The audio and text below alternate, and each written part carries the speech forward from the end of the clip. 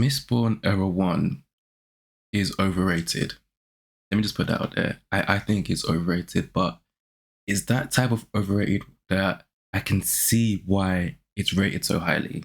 You know, you've got overrated stuff that's just crap, like trash, shit, whatever.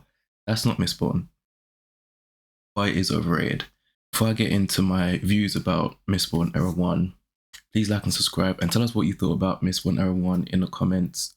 And this video is sponsored by the Critical Reader newsletter. So sign up for my newsletter. I've got a bunch of free giveaways of books that you can see right here.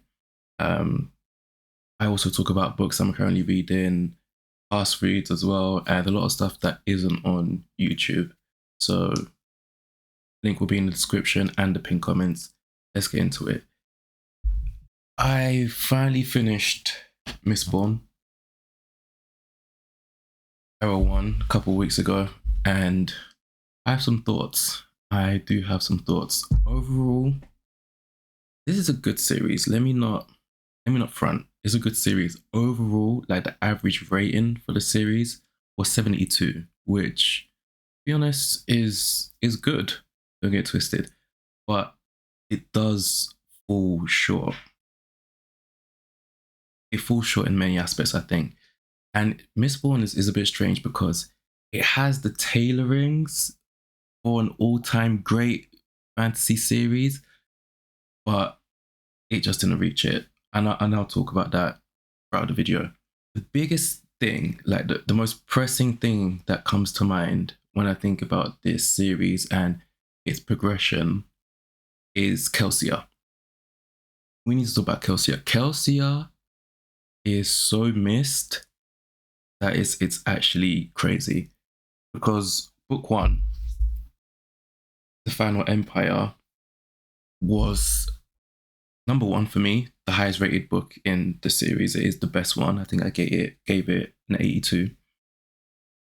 But Kelsier's charisma and his genius and his craziness and his mentorship was missed throughout the rest of the series. Kelsier's original goal, compared to actually what happens in the series, he's already got a small like grasp on like what is going on. Like he doesn't know the wider things. And it would have been interesting to see how Kelsier would have reacted to events that happened in the Well of Ascension and the Hero of Ages, for sure. I understand that he had to be killed to be made into a mythical figure, and I understand his mythology and the place that has in the series later on. The problem is the characters. Kelsier leaves such a void in terms of his charisma and genius, and it's felt in the other 2 books. Leadership wise, I guess, you know, you've got Elend kind of comes up and has to, well, he's king in the second one, and he's emperor in the third one. So in terms of having a leader, yeah, cool, you've replaced Kelsier. But the void that his charisma and his character and just his daring that it left in the series was felt throughout the rest of it. And I guess that's where we come on to the characters. I know I've seen some reviews that kind of criticize the one-dimensionalness of some of the characters, especially the likes of Breeze and whatnot. And some of this applies to specific books, and then some of it applies to like the overall series. I like the characters for the most part. I wasn't super attached to anyone like that.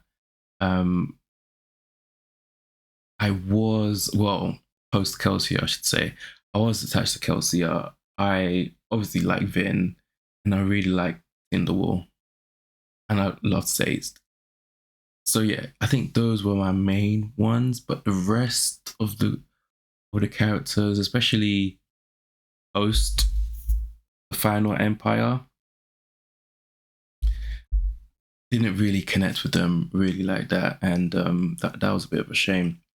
It was very much surface level. It's like Ham, for example. Ham has this thing throughout the whole series where he has a wife and kids, but we don't see them until like the last pages of the book. And even then, we're not introduced to them. We don't follow them. We don't know them. We just know he has a wife and kids. But there was no sort of emotional attachment there. There was no tension. There was no higher stakes because he had a family. So that was pretty strange. So it's just those kind of small things that actually make a big difference, especially regarding the character's motivations and all that good stuff. But I want to talk about the Lord Ruler, because in my Final Empire review, I did talk about my disappointment with the Lord Ruler. And you know what's crazy? I saw this short from Brandon Sanderson. You can watch it here. Is Voldemort a good character? Is he? This is going to be the most controversial statement of the entire evening. I don't know. I want to say no.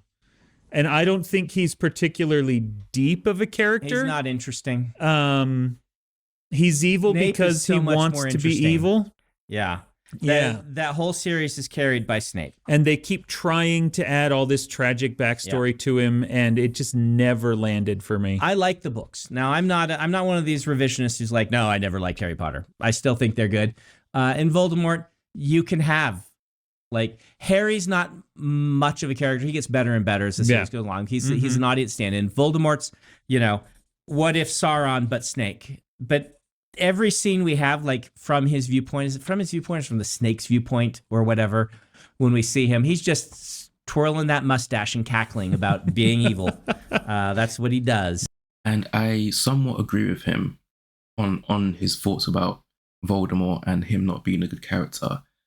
But what Sanderson has made me realize is that I'd actually prefer my villains to have like the fear factor but be dumb, than to not have the fear factor but be smart and do a lot of forward planning like the Lord Ruler. I'd prefer Voldemort over Lord Ruler as a villain, because here's the thing with villains, they operate at different level. Like, their relationship with the reader is totally different than protagonist or even the side characters.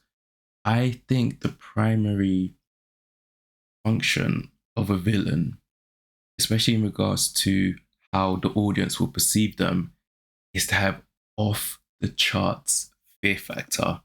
I think because obviously you're gonna have a good guy and maybe a good crew that's supposed to take down the villain, but if the fear factor isn't there, then your tension that gets created throughout the story, and the battles and the question of, will the good people win, that gets capped, in my opinion. And I think that's what happened here.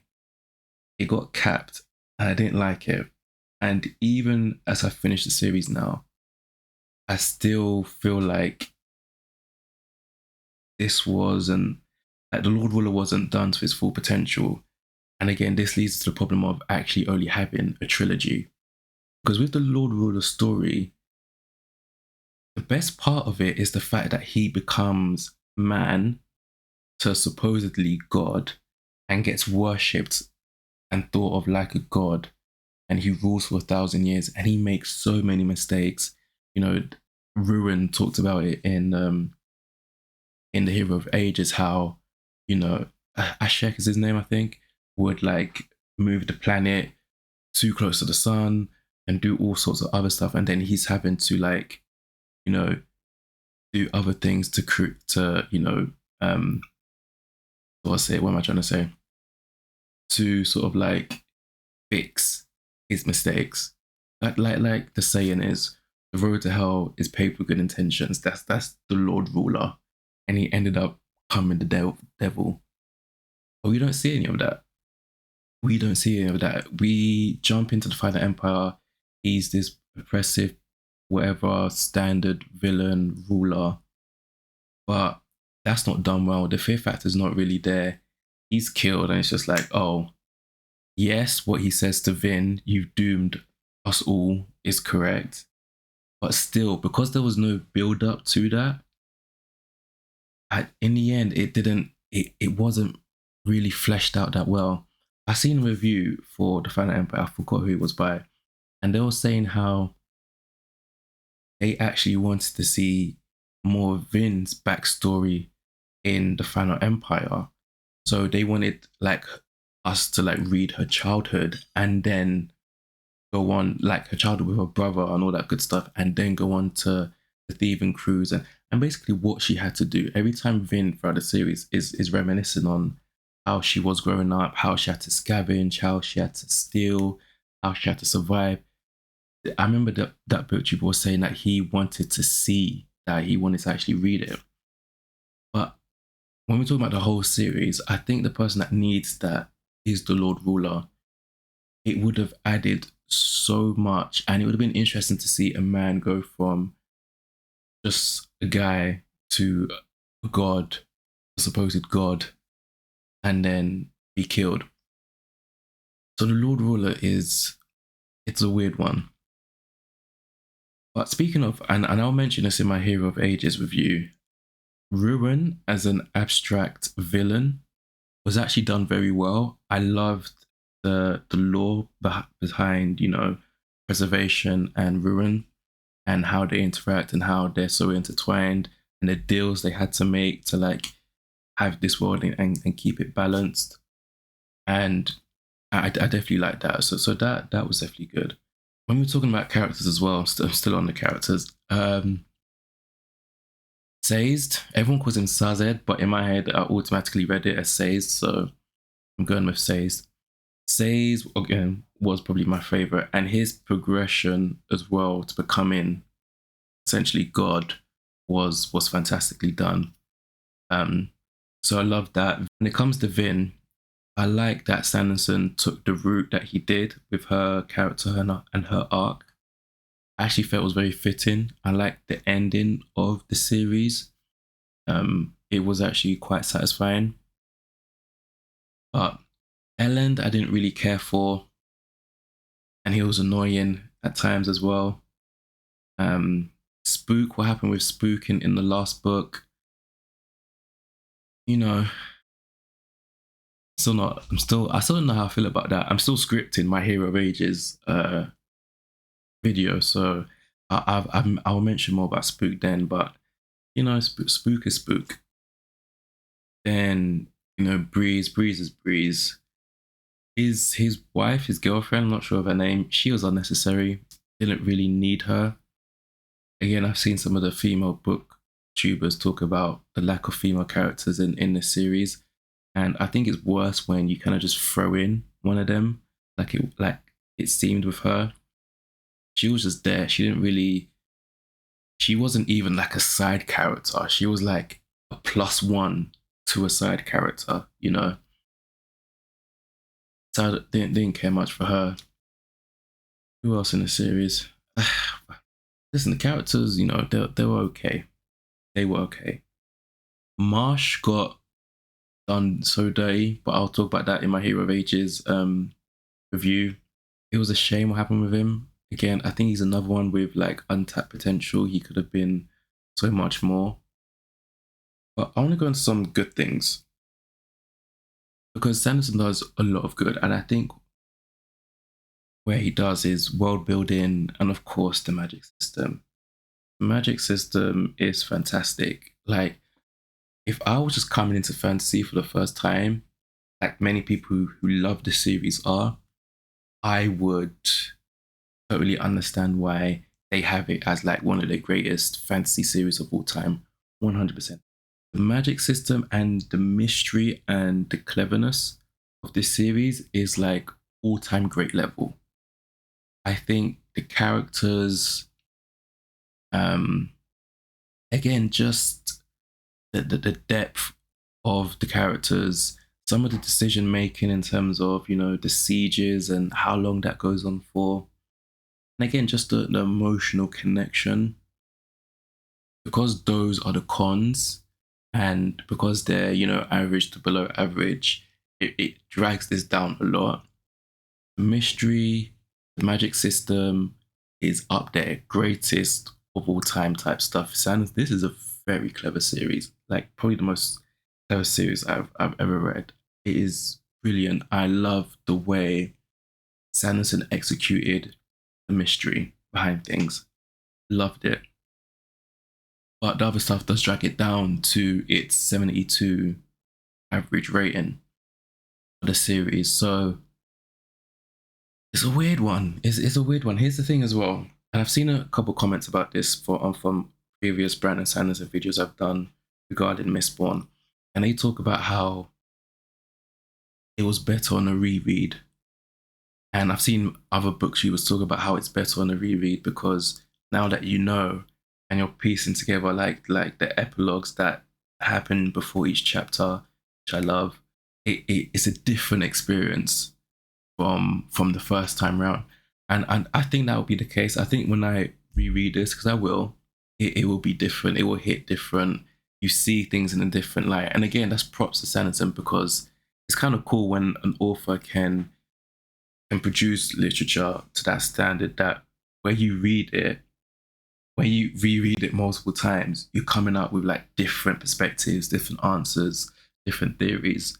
And I can tell that that's what this series will be. So I really wish I liked this more. I really wish I felt this on the level that, you know, a lot of people feel like, you know what it is with this as well. Like I'd recommend this wholeheartedly as well. That's the thing as well. It's a good series. I wouldn't hype it up to people that I would recommend. If you're kind of new to fantasy, or if you just read primarily young adult, then this is like the most beautiful like gateway drug into like a more adult, more epic fantasy for sure. And I think that's where this series sits. It occupies that lane. It's most effective for newbies, which is good. Like something has to introduce you to the world of fantasy, the world of epic fantasy, to complex magic systems. Something has to do that, and I think this is the perfect series for that. But outside of that, is it all-time great fantasy series level? It's not for me. It's not. And you know what's so wild is that the pacing throughout the series is fantastic. Even in parts that I felt were slow, like a lot of the sieges, once we like got super settled into the sieges that took place in middle and last book, even in those bits that I didn't like, the pacing was still very high, very consistent, and I love that. I love a fast-paced book, so I can't fault Sanderson for that. I got to give him his flowers for that. I don't know how I'm gonna feel about the Cosmere still. Now that I finished this, I did put a video out a month or so ago about how I'm approaching the Cosmere. I'm not. It's basically putting into short, I'm not. But at the same time, you know what's weird? I finished this series, right? And I never actually had, you know, I wasn't going to read Mistborn Era 2. I've seen a few videos about it. And then I kind of changed my mind. And then, I don't know, you probably won't be able to see it, but I did end up buying the Alloy of Law, I believe it's called.